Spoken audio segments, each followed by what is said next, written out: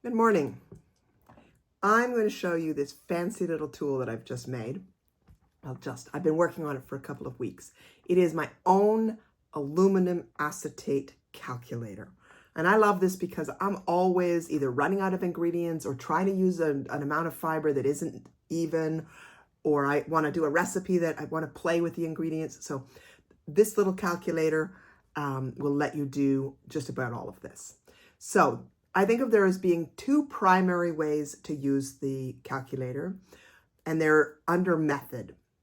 So you can either choose the full immersion bath, where the fiber floats freely in a large pot. That's your classic natural dyeing approach.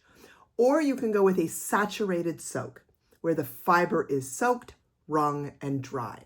But let's start first with the full immersion bath. Then inside each method, there is either you're doing it by some standard measurement or you're working backward from an amount you already have. We're going to show you that in a minute. But first, let's say we're going to start by saying we have 600 grams of cotton. And I'm going to choose my weight of fiber. The alum concentration I would like is 10%.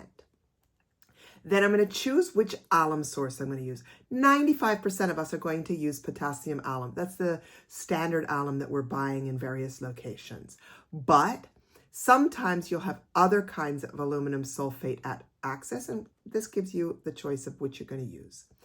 More importantly is the sodium source. So we could have baking soda, washing soda, soda ash, and sodium acetate itself, the kind you buy. Let's say we chose washing soda. It gives you the chemical formula right beside there so that you can look at the box and make sure you're choosing the right thing. Then we're going to look at what the acid source is, because this recipe requires the alum, a sodium source, and an acid source. And the acid source could be standard white vinegar, white wine vinegar, which is what I have in Italy, cleaning or pickling vinegar, vinegar essence, or you can even enter a custom number below. I've just recently found one with 10%, so I would be able to go here, choose the concentration that I have, and then continue. And from there, it will give you an exact recipe based on the weight of fiber that you have chosen. Now, let's say instead you're like, oh, I'd like to make a batch of whatever, but I only have 1 liter of vinegar. How much aluminum acetate can I make? So I would choose vinegar. I would say 1 liter, which is 1,000 milliliters. And again, I would choose my aluminum source, my sodium source, my acid source. Here I've already indicated the kind of vinegar that I have, and it will give me a recipe where I'm using 1,000 milliliters of vinegar, and it will scale the rest of it up. This is, for me, fantastic. If instead I wish to go with a saturated soak, and I'm just going to start with the normal one, I'm going to have an alum concentration. It's going to always be started with 120 grams per liter, because that's the recipe that I'm working with.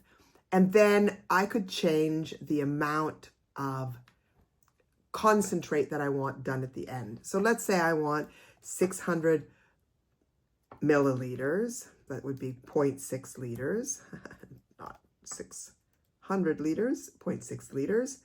Same options, same possible aluminum. Instead, let's choose soda ash, and let's say we're going with a standard white vinegar. Here you'll see, again, a recipe that's specifically using those ingredients. Then there's a description in both cases of how to mix it, how to use it, and how to finish it.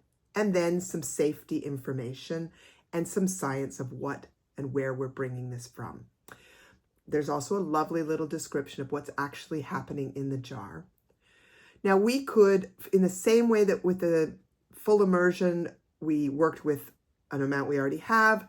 Again, I could decide I'm going to do a saturated soak, but I only have 132 grams of aluminum. Oh, in this case, let's say I have this kind of alum, and I've got just baking soda and standard white vinegar. Here again, it will very clearly, and it will repeat.